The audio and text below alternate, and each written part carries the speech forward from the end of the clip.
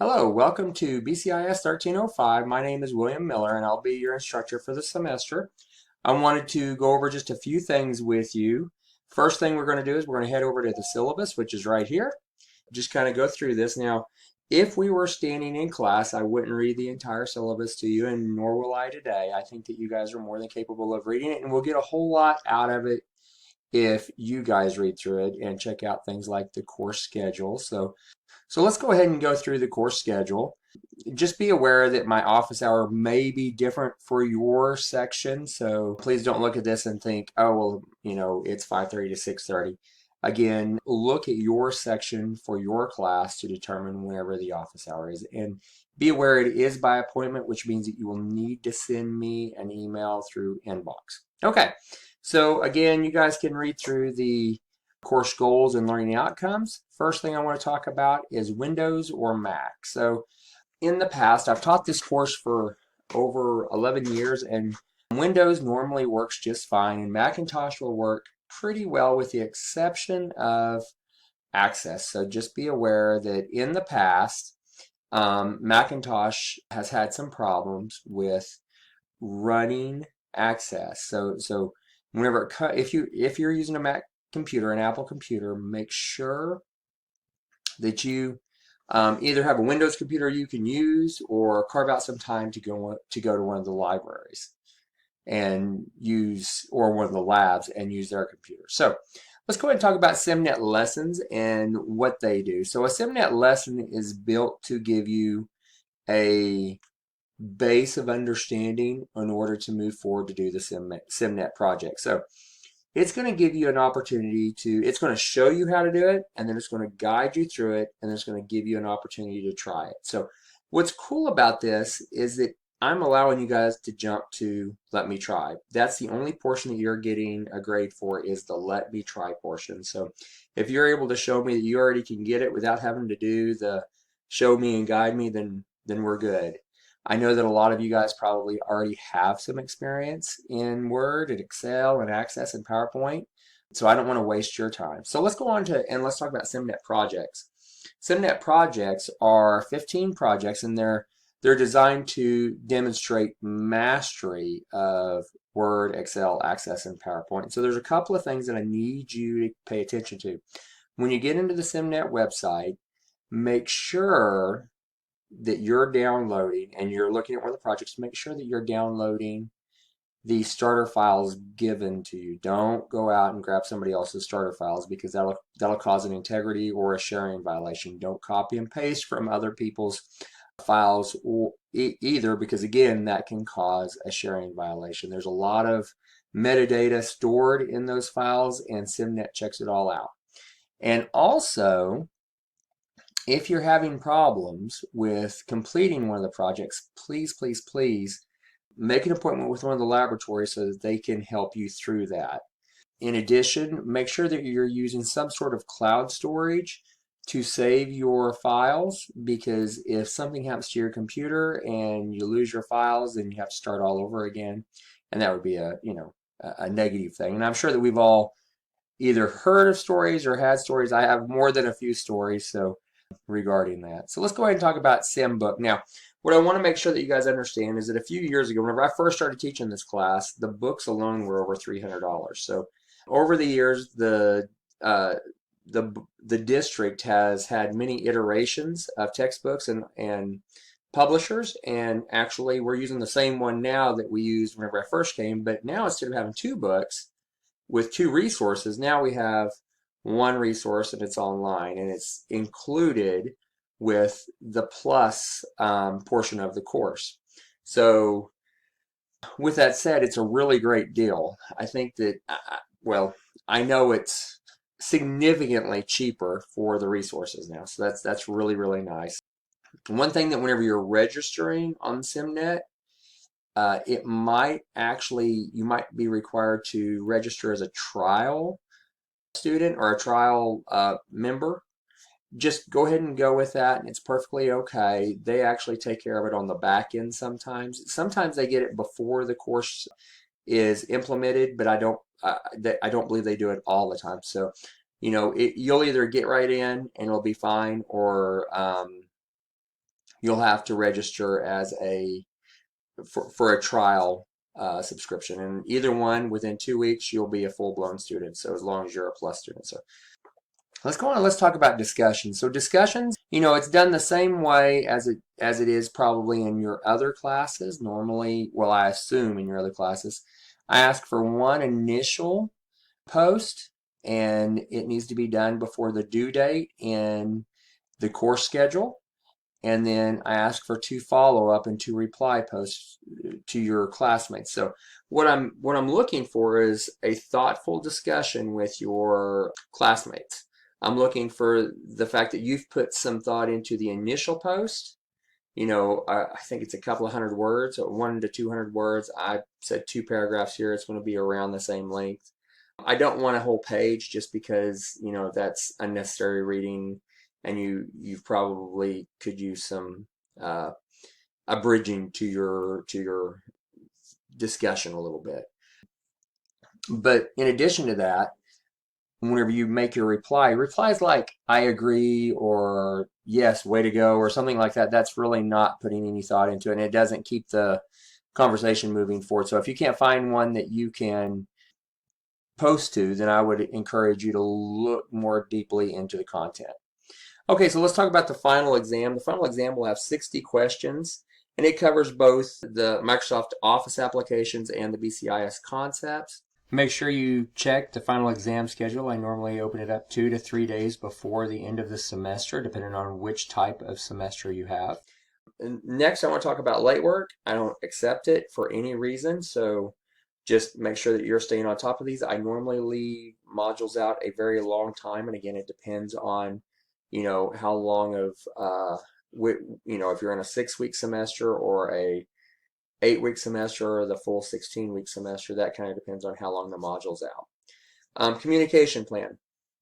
So what I want you guys to do, first of all, try to get help. I believe, let me go over here and I'll show you where you guys can kind of help one another, because I think that there's a lot of benefit in helping one another. So let's go over here and let's look at course Q&A.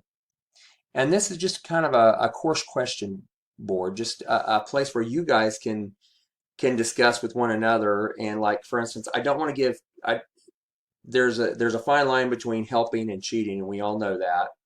Make sure that you're following the helping category. Don't just give answers out. If they're saying, hey, how do I use VLOOKUP? Don't copy and paste what you did into the discussion board, because number one, it's cheating, and number two, you've just given it out to everybody. I want you to say, hey, look, okay, so what does the false mean on VLOOKUP? Well, false means that it's going to find that exact text that's inside the cell, or that exact value that's inside the cell. Whereas true will just find one that's close to. So, if you use that kind of mentality, I think you'll be pretty well suited for this. So this thing should be blown up by the end of the semester. It should be just, full of questions and answers. And, remember that I am looking at this, and, more than one time in the last 10 or 11 years that I've done discussion boards, have somebody said something negative that shouldn't be out there about either another student or myself. I'm going to encourage you guys to keep this absolutely professional, because anything that's considered inappropriate in any way, shape, or form will go directly to the dean. So, well, it actually goes to the department chair that then sends it on to the dean. So make sure that we keep it appropriate. But with that said, I don't want to discourage anyone from sharing anything on here. And again, we want to make sure that we're only using the discussion board. That's what it's here for. If you have questions that you just can't quite figure it out based on the discussion board, or you just want to ask me, because of course you can send me an email.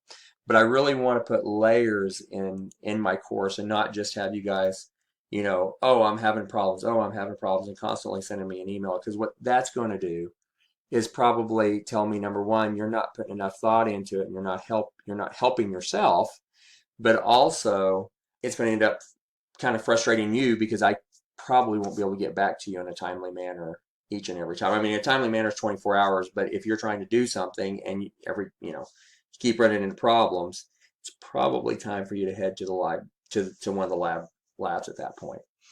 But again, if you really start having if you were really frustrated in a problem and you need to, by all means, please email me. Please, please, please email me. Use the inbox.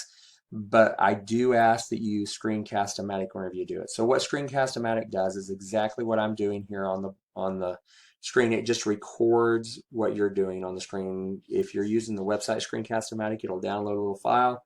You can record for up to 15 minutes. It'll put a little thing down here that says screencast-o-matic or something like that. So don't worry about it. And then just send it to me. Okay, so announcements. Just keep in mind that throughout the semester I will be putting out announcements regularly, so just keep looking for them. Make sure you check your inbox as well. Again, we've already talked about computer laboratory, student accessibility, resources. Okay, so course assessment. Student success is measured in a variety of different techniques. You guys, whenever you get into the class, you'll start figuring out, okay, well, I'm getting a grade for the SimNet lesson. I'm getting a grade from projects. I'm going to get a grade from the Sim book and from my discussion. So there's many different ways. And then, of course, the final exam. A couple of things to keep in mind is that the official grades are in Canvas. Differences in how SimNet syncs with Canvas can affect how quickly your grades are refreshed in Canvas. So I'm going to encourage you guys that whenever you're in the modules, always, or whenever you're going to SimNet, always start in the modules, and I'll show you what I mean in a minute. Otherwise, it can take a little while for the grades to sync from SimNet to Canvas, and at the end, I always hit the sync button in SimNet anyway, just to make sure that everybody has the right grade. Okay, so you can see I have the course grades broken up. It's very simple, 25% for Sim book and discussions, 25% for the SimNet lessons, 25% for the SimNet projects, and 25% for the final exam. Okay, so the mandatory attendance policy, note that it says right down here that effective in 2012 term, a student in an online course is required to successfully complete the online course orientation and actively participate in the courses described in the instructor's course requirements. A student not meeting these requirements may be dropped at the discretion of the instructor. So as long as I can see that you're making progress in the course and that you're continuing on, you will be counted present. I'm not going to drop you, but the moment that I start seeing that or I shouldn't say the moment, but whenever I start seeing a pattern where students are no longer progressing or interacting in Canvas, then you will be dropped. And you know, again, that 15% mark is a pretty good level, and it depends on what kind of semester you're in. But you know, just keep that in mind. We definitely want to make sure that you're doing the discussions. You want to make sure that you're keeping your grades up, and you know, even back and forth on the Q&A discussion forum would be a great place to have interaction with other classmates, so that I can see that you're still in class. Okay, so let's go ahead and let's talk a little bit about what the modules will look like. So I have these different modules. You'll definitely want to go through the course overview right here. This is actually, I say that, you'll want to read this, and then this right here is just the district syllabus, and then we have the grading schema. And let's go back over here to modules again. About your instructor. You can read that or you don't have to. It doesn't matter to me. It's just a little bit about myself and you know how long I've taught and where I've taught. Frequently asked questions. Okay, so frequently asked questions, make sure you're looking through this. If you have any questions, go here first, especially if it's about how the course is done. And then, of course, the link to course Q&A, that's that same place that you guys should be really talking to one another during the course. Okay, so Module 1, Overview and Do List. So each one of the modules will have this overview on it, and it really just kind of gives you a broad understanding of what you're supposed to do. Now notice that you have the next over here. So if I hit next, it just takes me to that next assignment in the module. So registering for SimNet. So if you follow these instructions, you should be able to register for SimNet without any problems, okay? And if you do have any problems, please call this tech support number. And then the next one will be actually doing an assignment. You'll be working on Chapter 1, Introduction, And of course, the assignment is locked, but whenever it becomes unlocked, you guys will be able to work on it. So you'll do the chapter, and then you have a brief introduction, and then you'll do a chapter, and then there's another discussion. So these two are discussions. So right down here in Module 1B, you'll see that, again, we have the overview and to-do list. So on this one, again, I always have a lot of links for the course schedule because I want everybody to make sure that they're paying attention to it. We have a Module A and a Module B, and that's just to kind of break it up so that you can kind of you're not feeling overwhelmed, number one, and it's just it's a better course design where we break up the modules a little bit more. So the first thing you're going to want to do is, of course, register for SimNet. And then after that, you're going to want to go ahead and get into Windows 10 file management and Word 1 through 4 and start working through the Windows 10 file management, especially if you've never had any experience with Windows. Notice that the discussion has an initial post due, which means that that first post that you must have done must be made by this date or whatever date it is on your course schedule. And then everything's going to be available until this date. So that means you make the first post here, and then it's still available to make the other two posts until this date. So that way, that gives us plenty of time to go back in. You can't reply to somebody's post until they posted it. So that gives you more time to go in there and reply to it. And if you don't make it by that due date, then I'll give you a late grade for it. So just be aware of that. And of course, you can see it kind of works the same. I like keeping in that same pattern. There's only 6 chapters, so this last 4B is about reviewing for the final. The review on the final is not a grade. However, in the past, the students that's reviewed for the final has done well on the final. The students that have not did not do well on the final. So finally, make sure that you're paying attention to when the final opens and when the final closes. Make sure you're paying attention to your grades. If you have any questions, feel free to email me. If you want to schedule an appointment, then again, my office hour is going to be located on the syllabus. Just make an appointment and I'll be happy to talk with you during the office hour. Okay, well, that finishes everything up. I hope that it's been helpful. And please reach out to me if you have any questions. I look forward to working with you guys this semester. Thanks.